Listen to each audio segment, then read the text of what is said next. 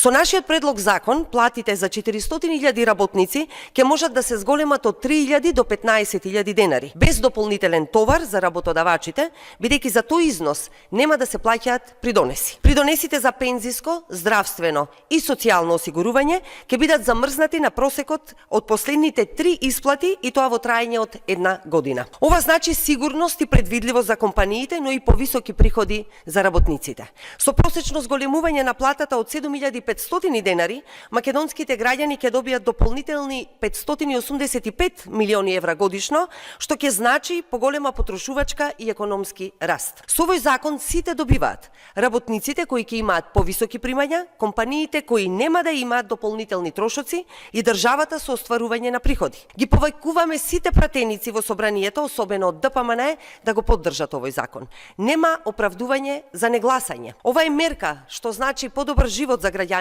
стабилност за стопанството и развој на економијата.